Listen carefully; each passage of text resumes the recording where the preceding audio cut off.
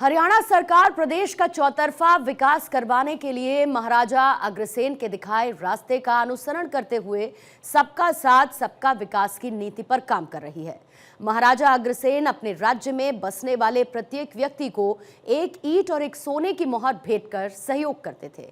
उनकी इसी समावेशी और दूरगामी सोच को आधार बनाकर सरकार अपनी योजनाओं से हर व्यक्ति को आत्मनिर्भर बनाने की दिशा में काम कर रही है। एक रिपोर्ट आप देखिए।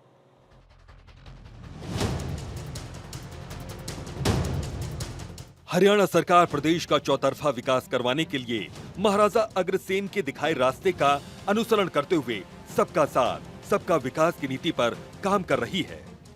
महाराजा अग्रसेन अपने राज्य में बसने वाले प्रत्येक व्यक्ति को एक ईंट और एक सोने की मुहर भेंट कर सहयोग करते थे। मुख्यमंत्री नायब सिंह सैनी ने अग्रवाल समाज के गौरवशाली इतिहास का जिक्र करते हुए कहा कि यह समाज सदैव देश और समाज के लिए और उससे भी बढ़कर संपूर्ण मानवता के लिए महान सेवाएं प्रदान करता रहा है। उन्होंने समाज के कई महापुरुषों का नाम लेते हुए कहा कि जिस क्षेत्र पर नजर डालें उस क्षेत्र में अग्रवाल समुदाय के लोगों की भूमिका देखने को मिलती है। सीएम सैनी ने कहा कि अग्रवाल समाज मुख्यतः व्यापार और उद्योग से जुड़ा है। हरियाणा सरकार ने पिछले कुछ सालों में उद्योग और व्यापार के लिए अनुकूल माहौल बनाने के लिए कई महत्वपूर्ण कदम उठाए। सरकार की नीतियों के कारण आज हरियाणा देश विदेश के निवेशकों की पहली पसंद बन गया। व्यापारियों की समस्याओं का समाधान करने के लिए हरियाणा व्यापारी कल्याण बोर्ड का गठन किया गया है। मुख्यमंत्री ने कहा कि हमने हिसार हवाई अड्डे का नाम महाराजा अग्रसेन के नाम पर रखा है ताकि आने वाली पीढ़ियां उनके आदर्शों और सिद्धांतों को याद रखें।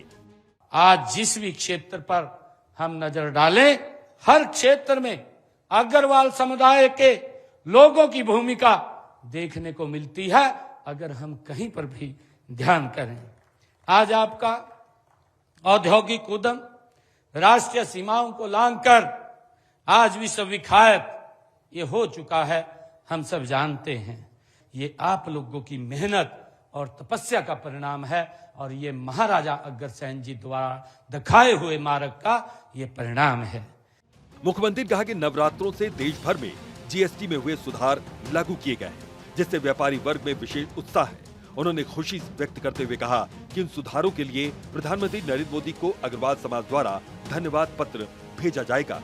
उन्होंने बताया कि व्यापारियों के लिए ई रिफंड की ऑनलाइन सुविधा शुरू की गई है। कराधान के क्षेत्र में ई पंजीकरण, कर की ई अदायगी, रिटर्न की ई फाइलिंग, ई निविदा और सी फॉर्म जारी करने की ऑनलाइन सुविधा शुरू की गई है। सीएम ने कहा कि प्रदेश में मुख्यमंत्री शहरी स्वामित्व योजना के तहत 20 साल से अधिक समय से किराए या लीज अथवा लाइसेंस फीस पर चल रही पालिकाओं की दुकानों और मकानों की मलकियत उन पर काबिज व्यक्तियों को दी गई है।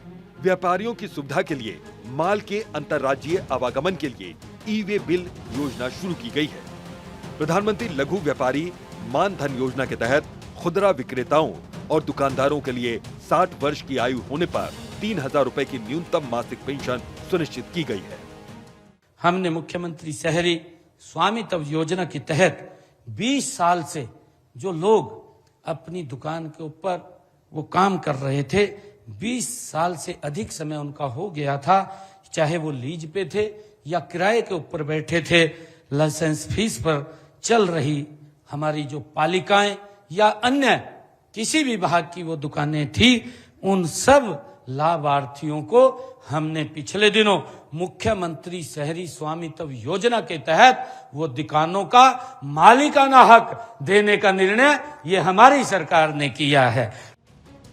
नायब सिंह सैनी ने उद्योगपतियों की सुविधा के लिए लागू की जा रही योजनाओं की विस्तार से जानकारी देते हुए कहा कि लघु और मध्यम व्यापारियों के कल्याण के लिए अलग से MSME विभाग का गठन किया गया है। गुरुग्राम में स्टार्टअप की मदद के लिए जीएसटी सुविधा सेल स्थापित किया गया। इसमें स्टार्टअप को पंजीकरण से लेकर रिटर्न दाखिल करने तक एंड टू एंड मदद मिल रही है।